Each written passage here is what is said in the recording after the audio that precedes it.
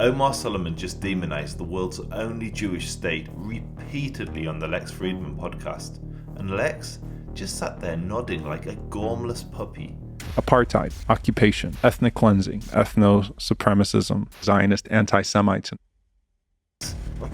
Where do we begin? Okay, so Omar's demonization revolves around three key areas. He claims that Israel is wiping out the Palestinians, stealing their homes, and abusing them. So let's explore each of these charges. The support for Israel is enabling it to continue to wipe out the Palestinian population. This is insane. Wiping out. Okay, so if Israel was wiping out the Palestinians, their numbers would be decreasing, right? They'd be going down. But that's not what we see. The Palestinian population has grown from 900,000 people in 1950 to 5 million today. That's a 430% increase. In the same period, the UK population grew by a mere 34%. No one is trying to wipe out the Palestinians. For context, in the Myanmar conflict last year, 20,000 people were killed. In contrast, 187 Palestinians were killed. 20,000 versus 187 people. And of those 187, over 90% of them were killed in violent clashes with the Israelis or trying to murder Israelis. Listen, there are terms that are important here. So I'm going to throw out these big terms, right? Apartheid, occupation, ethnic cleansing. They are legal terms, so let's explore them. If Israel did ethnically cleanse the Arabs, can you explain to me why there's 2 million Arabs living in Israel today with full rights? In fact, they have such equality that Arab judges have sent Jewish prime ministers to jail. That's not what apartheid looks like. In contrast, there aren't any Jewish Palestinians. Why? Because the Arabs ethnically cleansed them, then banned them from citizenship by law, and then if an Arab dares to sell their house to a Jew, they risk death or jail. Now that sounds frightfully like apartheid and ethnic cleansing. Jews who are opposed to Zionism will say that we were told that it was a land without a people for a people without a land. The problem with that was there were people there. Our ancestors, 750,000 Palestinians expelled in the Nakba. The Nakba was a genocidal war waged by 5 Arab armies who were set on destroying the Jewish state, and they called it a Nakba, or a catastrophe, because they failed in their war of genocide. Let that sink in. Now, the war which they initiated did create Arab refugees. Thousands of Arabs were encouraged or forced to flee by the Arab leadership. Don't believe me? Listen to this guy. The Arab armies entered Palestine to protect the Palestinians from Zionist tyranny, but instead, they abandoned them, forced them to emigrate and to leave their homeland. I'll say that again.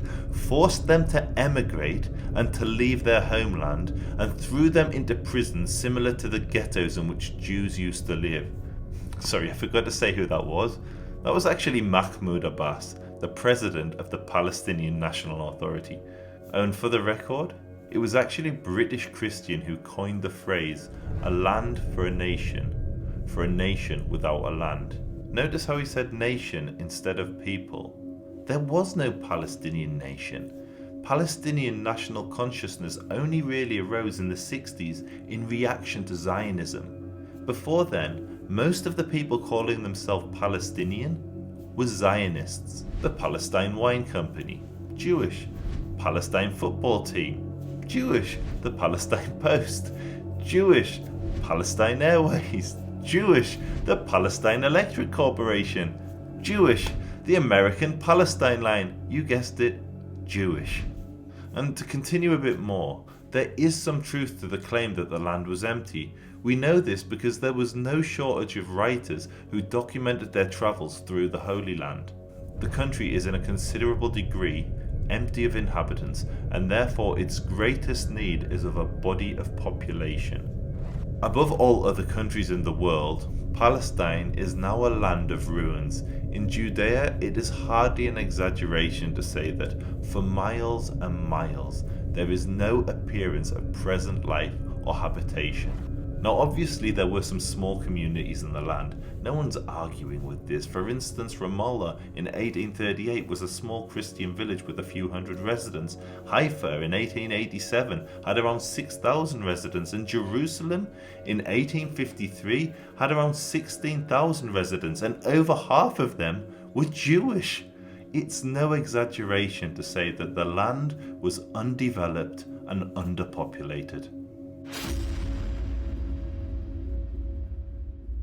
Right? I'd tell people to just watch the Vice documentaries, for example, the mini documentaries. I'd sent them to you as well, Inside the Battle for Jerusalem. I mean, think about it. A guy from Long Island, New York can fly to Israel, right? Fly into Tel Aviv and walk into a home that's been occupied by families for generations. This is the house he's talking about, and despite his claims, it has not been occupied for generations. It was originally owned by Jews who were ethnically cleansed in 1947. When Jordan conquered the Jewish neighborhood, they built a handful of houses for Palestinian families. Then in 1967, Israel retook the Jewish neighborhood, and shortly thereafter, the Jewish owners of the land ended a decades-long legal dispute with the Al-Kurd family. And it was during these court cases that the family lost the right to live in the illegal annex that they'd built, because they admitted in court that they weren't the legal owners of the property. But when you have, videos coming out of the Israeli army, spewing skunk water, sewage water on worshippers leaving Al-Aqsa. This is another barefaced lie. What actually happened was Israeli police dispersed a riot with skunk. Now, skunk is a really foul-smelling liquid, but it's completely safe. It's made out of water, yeast, and other harmless ingredients. Obviously, Israel is not going around spraying sewage on worshippers. This is a lie that can be easily fact-checked. Wherever you stand on this issue, child detention should be a red line, right? Actually, no. The red line should be child soldiers. Hamas, Islamic Jihad, and the Al-Aqsa Martyrs Brigades all use children to carry out terror attacks against Israel. Seriously, what would you have Israel do with these teenagers that have carried out violent terror attacks? Just release them with a slap on the wrist? That's absurd. The outrage shouldn't be with the justice system, but with the adults who encourage and glorify child soldiers. Would you advise to go to that part of the world and take seriously conversations? I would divide it into two categories. There's leaders and there's people. I would say talk to people more so than leaders. I think I disagree about leaders. I think those are extremely important people to understand. And in many cases, to have a challenging conversation, but from a place of empathy. This was the most jarring comment, and it was jarring because Lex claims it's important to ask leaders challenging questions, but throughout this 20-minute assault on Israel, he didn't ask Omar one challenging question. He didn't push back on anything that he said. We lived under Islam. It was brutal. We lived under Christianity. It was brutal. We lived under the ideologies of the 20th century. They were brutal. The national liberation of the Jewish people freed us from the persecution of tyrants, and we need people like Fridman to defend our right to a national existence so we can be sure that our people will never again suffer the oppressions that have been inflicted on us for centuries. Lex, you can do better. And if you'd like to help us make more videos like this, then please support us on Patreon or by purchasing the merch. We're entirely dependent on small donations from people like you.